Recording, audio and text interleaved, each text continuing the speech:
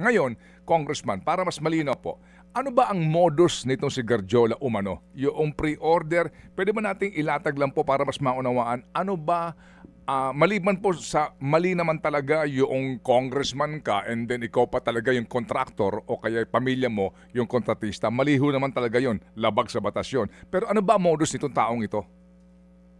Marami na pong mga nag-report na una, nagkakaroon ng lutuan sa bidding, nagkakaroon ng insertions, pero wala pang mga naglabas ng mga documentary evidence ng mga insertions na may pangalan ng proponent galing sa DPWH sa mga proyekto na sila din ang eventually nanalo ng mga proyekto.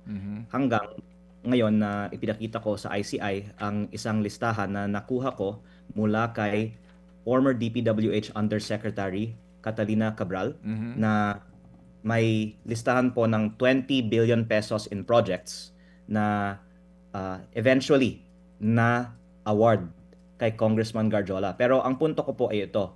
Ang listahan galing kay Yusek Cabral ay dated August 30, 2024. Okay. Tungkol sa mga projects sa 2025 budget na ang bidding ay pagkatapos pa ng approval ng budget.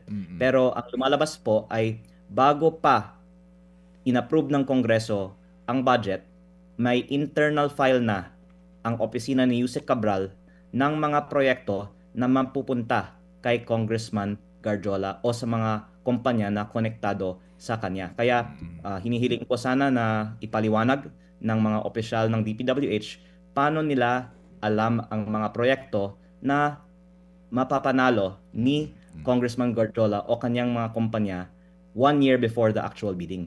Mga kapatid, brothers and sisters, saan ka pa? Dito na tayo sa totoo. Dito na tayo sa True FM. Mga kapatid, mag-subscribe and follow po kayo sa social media accounts ng True Network PH. Yan po kami. Hanapin nyo lang True Network PH, Facebook, Instagram, YouTube, TikTok, and podcast. Mapa Apple or Spotify man yan, mahahanap nyo kami. Lahat ng mga napapanood at napapakinggan nyo po sa programa, nasa social media accounts namin yan. So, paano mga kapatid? See you sa social media!